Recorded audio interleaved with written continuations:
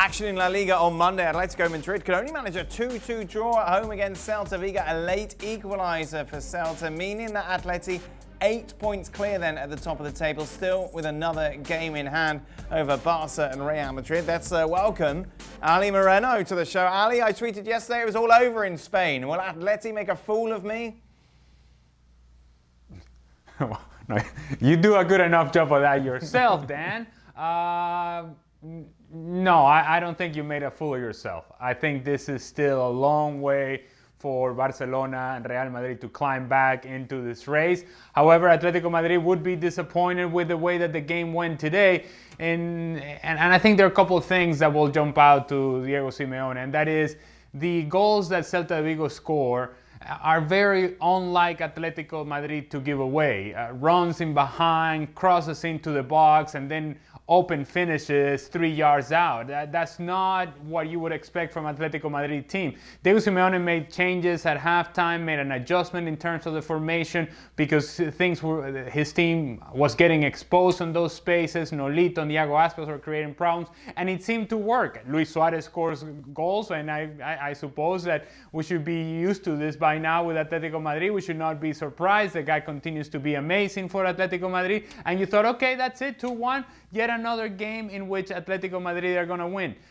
And yet they give up a late equalizer. And that's not something Atletico Madrid does very often. But if you go back in the last 3 games that they have played in La Liga, they gave up goals to Eibar, they gave up goals to Valencia, they gave up 2 goals to Cádiz. This is something that's becoming a little bit of a pattern for Atletico Madrid. They give up goals, they've done enough in those games to come back. Not so today. Just not good enough defending in the end for Atletico Madrid. If I asked you at the start of the season, Ali, how many goals Luis Suarez would get, I reckon maybe 15.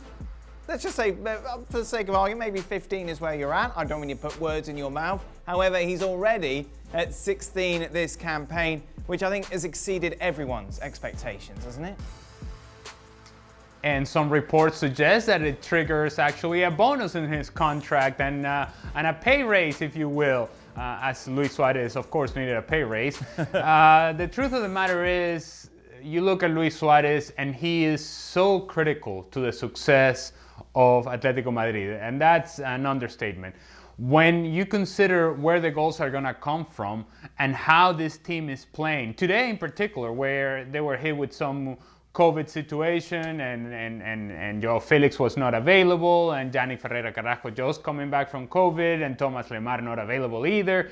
And so you see some limitations in the attack, but the 2 goals he scores today are so Luis Suarez. They're sort of the image that you have of him as a player and poaching goals inside the 18-yard box, and his movement that is not as good as it once was. He's not as quick as he once was, but he can read the game so well and puts himself in positions where he's going to finish and continues down this path that we continue to update game after game after game. 22 shots on goal, 16 goals scored. That is just a ridiculous rate.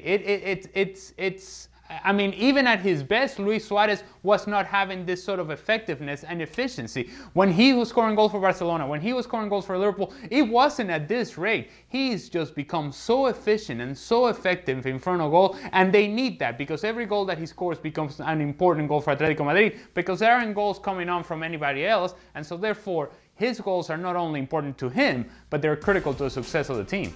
Here's the issue with that. 34 years of age is Luis Suarez, and Atleti's schedules are going to get ramped up, isn't it? Knocked out of the Copa del Rey early, good. Forget about that, have a little bit of a rest between games. But then it's Chelsea in the Champions League, and that focus will just continue to intensify on Atleti. And of course, with Luis Suarez, Simeone's going to have to be clever, isn't he? Yes, he is. And how do you rotate? Yeah. What exactly do you do? Do you rotate around Luis Suarez?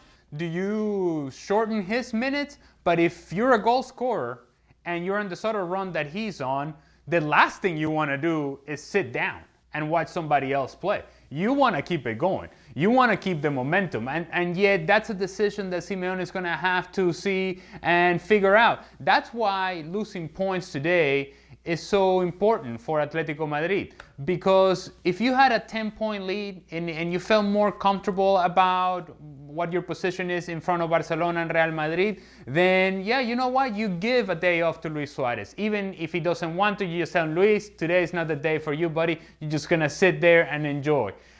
Now, well, you know, it just unsettles the decision-making process a little bit. You're not nearly as comfortable as you once were, and even though it's just 2 points, and I still think it's too much of a distance for Barcelona and Real Madrid to make up, you still sit back if you're Diego Simeone and you say, you know what, I don't trust anybody else here to score a goal, and so therefore, he's going to stay out there until we secure this title, until we put ourselves in a position where we really feel comfortable.